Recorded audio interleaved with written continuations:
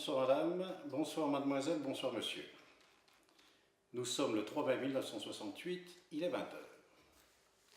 Bienvenue à l'ORTF, Office de radio-télédiffusion du Forêt, la voix de 100 mètres.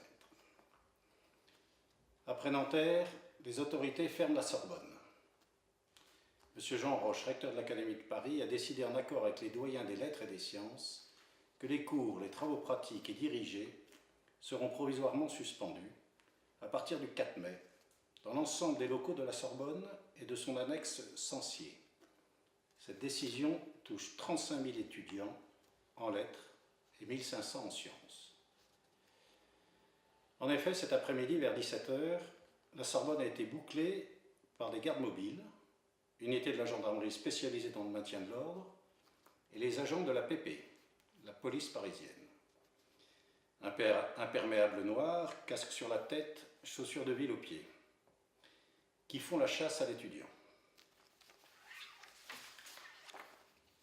À 17 h 30, sur requête du recteur, plusieurs centaines de gardes mobiles et de gardes municipaux casqués, armés de matraques, de boucliers ou de gants de protection, ont pénétré à l'intérieur de la Sorbonne par l'entrée principale, tandis que plusieurs centaines d'étudiants, massés rue des Écoles, criaient « CRS-SS, Gestapo, liberté syndicale ». Les forces de police ont gagné la cour intérieure de la Sorbonne, où elles se sont déployées en étau, sans brutalité, par une pression lente et continue. Elles ont refoulé vers la sortie de la rue de la Sorbonne les quelques 400 militants de l'UNEF et des organisations révolutionnaires qui continuent à y tenir un meeting. Des grenades lacrymogènes ont été employées pour déloger les étudiants. La fumée a envahi les rues avoisinantes et la majorité des passants avait un mouchoir sur la bouche.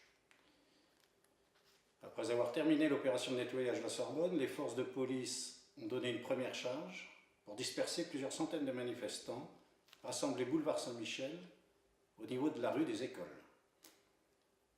Les manifestants se sont aussitôt dispersés, mais des pavés ont été lancés sur les cars de police qui circulaient sur le boulevard. La manifestation s'est reformée un peu plus bas, boulevard Saint-Michel.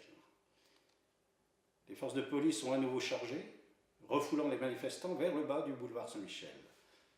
Mais des bagarres assez sérieuses se sont produites à l'angle du boulevard Saint-Germain et de la rue Boutetrie.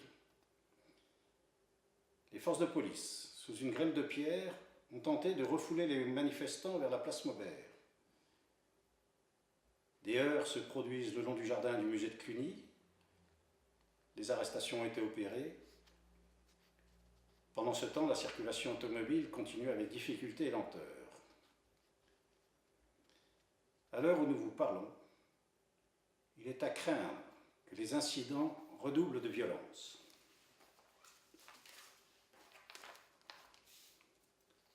Avant que ne se déclenchent ces incidents, une grosse nouvelle a été connue à 15 h au Palais Bourbon. Les négociations pour rétablir la paix au Vietnam, confirmées pour le 10 mai, se tiendront à Paris. Un succès personnel pour le général de Gaulle et ses partisans. L'exploitation politique par les gaullistes de la paix au Vietnam, négociée à Paris, ne va pas tarder à s'amplifier et enlèvera du mordant à l'offensive de la gauche et de l'extrême gauche. En Espagne, les 3 premières journées de lutte se sont terminées hier soir. Des manifestants, au nombre de plus d'1 millier selon certaines estimations, s'étaient donné rendez-vous à la Puerta del Sol, au cœur de Madrid, devant la Direction générale de la Sûreté, afin de protester contre les arrestations opérées ces jours derniers. Une vingtaine de prêtres figuraient parmi eux. Ils se sont contentés de tourner autour de la place sous les yeux de plus de 250 policiers qui ont opéré 6 arrestations.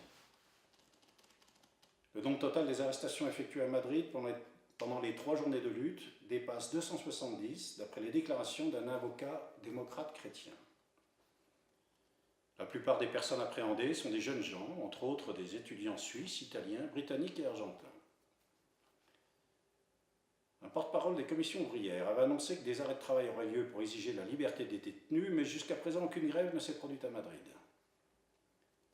À Bilbao, l'ordre d'arrêt de travail dans les usines lancé par l'Alliance syndicale qui groupe socialistes et nationalistes basques a été suivi dans 3 grandes entreprises métallurgiques.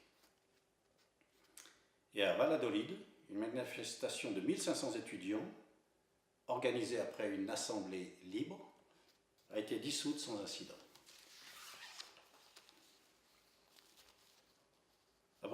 À proximité de Saint-Étienne, le coup de Grisou au Puy-Charles a fait 6 victimes et 15 orphelins.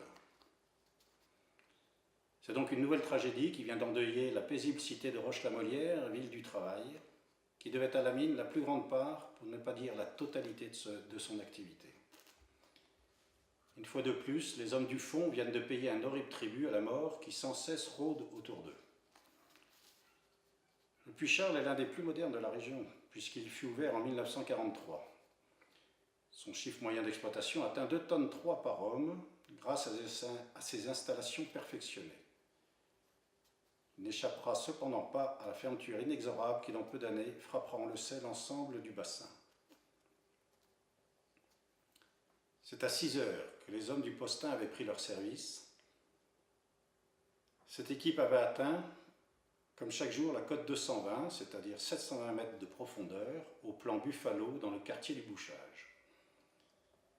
Dans ce quartier du Puy-Charles, tous étaient occupés à creuser une tranche de traçage dans une galerie de 180 mètres de longueur, de 3,50 m de largeur et de 3 mètres de hauteur. C'est là, dans cette galerie en forme de cul-de-sac, et dans laquelle aucun courant d'air n'est établi, puisqu'elle ne possède qu'une issue, que les mineurs allaient trouver une mort horrible. Il était 9h45, lorsque se produisit une violente déflagration. Les 6 hommes furent brûlés vifs en un instant, tandis qu'un 7e mineur, travaillant à l'entrée de la galerie maudite, était renversé par le souffle, contusionné et criblé de poussière. Il put être rapidement remonté au jour, puis transporté à la clinique Buisson. On devine l'émoi qu'a causé cette tragique nouvelle dans le bassin minier de la Loire et au sein de la cité rouchonne, où les malheureuses victimes jouissent de l'estime générale, laissant 15 orphelins âgés de 2 à 23 ans. Coup de poussier ou coup de grisou, l'enquête en cours le déterminera. Le coup de grisou est relativement bref, ce fut le cas hier, semble-t-il. Le coup de poussier agit pendant un temps plus long. Bonsoir.